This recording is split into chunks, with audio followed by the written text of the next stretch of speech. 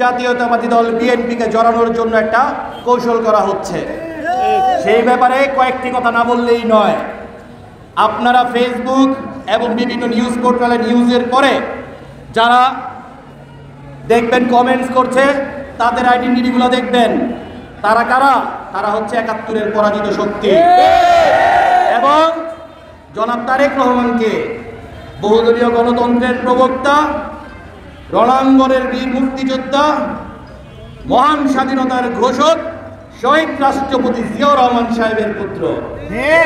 স্বভাবতই গাত্রদাহ করাটাই স্বাভাবিক, যেমনটা ৭১-এ হয়েছিল। এটা কিন্তু ৭১ না।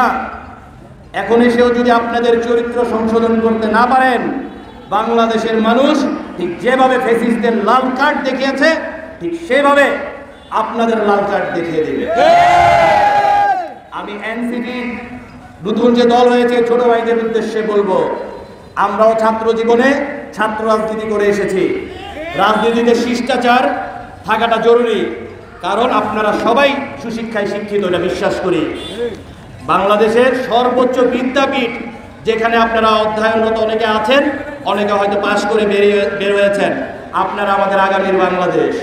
আপনাদের কথাবার্তা, চাল চলন, মাধুর্যতা এবং সৌন্দর্যতা এই বাংলাদেশের মানুষ আশা করে। সে সাথে আমরা জাতীয়তাবাদী আদর্শের প্রতিটা মানুষই আমরা এটা আশা করি। স্বৈরাচারদের করা প্রতিটা পদক্ষেপ, স্বৈরাচারদের নেয়া প্রতিটা আক্রমণের বিপক্ষে জাতীয়তাবাদী দল আছে। সেই জন্য এনসিপির উপরে যে নগ্ন হামলা হয়েছে তারও আমরা প্রতিবাদ জানাই এবং এটাকে ন্যাক্কারজনক একটি ঘটনা ঘটিয়েছে। সেই সাথে এনসিপির নেতাদেরও বলবো, এটা আপনাদের হাতের কামাই।